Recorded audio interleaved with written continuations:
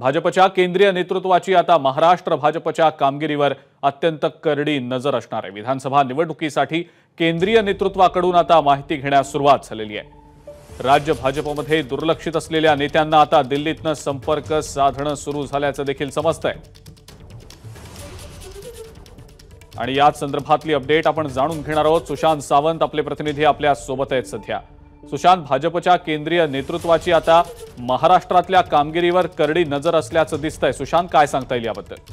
अगदी बरोबर आहे अजिंक्य। आपण जर बघितलं असेल तर लोकसभा निवडणुकीमध्ये भाजपला अपेक्षित यश मिळालं नाही आणि त्याचमुळे आता डोळ्यासमोर विधानसभा निवडणूक आहेत आणि त्याकडे आता कुठेतरी केंद्रीय नेतृत्वाने विशेष लक्ष घातलेलं आहे आणि राज्य भाजपमध्ये सध्या जे दुर्लक्षित असलेले नेते असतील, पदाधिकारी असतील, त्यांच्याशी आता संपर्क केंद्रीय नेतृत्वाकडून सुरू आहे आणि आपण बघितलं असेल तर मागच्याच आठवड्यात केंद्रीय प्रभारी म्हणून भूपेंद्र यादव आणि सहप्रभारी म्हणून अश्विनी वैष्णव यांची नियुक्ती करण्यात आली आणि ते आता या आठवड्यात मुंबई दौऱ्यावर येतील आणि यावेळी जे सध्या भाजपच्या कामगिरीवर पासून दूर आहेत, जे सध्या भाजपमध्ये फारसे सक्रिय नाहीत, मात्र मागील अनेक वर्ष त्यांनी भाजपसाठी काम केलं अशा नेत्यांशी ते चर्चा करणार आहेत आणि नेमकं लोकसभा निवडणुकीत काय चुकलंय, त्यानंतर विधानसभा निवडणुकीत जर कामगिरी सुधारायची असेल तर नेमकं काय करावं लागतील याचा आढावा घेतला जाईल आणि या जुन्या जाणत्या नेत्यांची चर्चा केल्यानंतर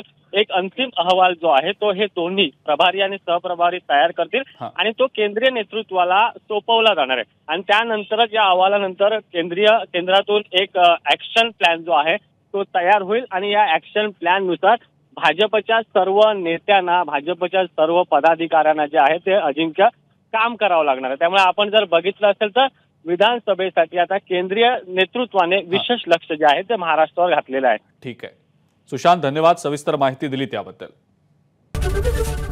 एबीपी माझा, उघडा डोळे बघा नीट।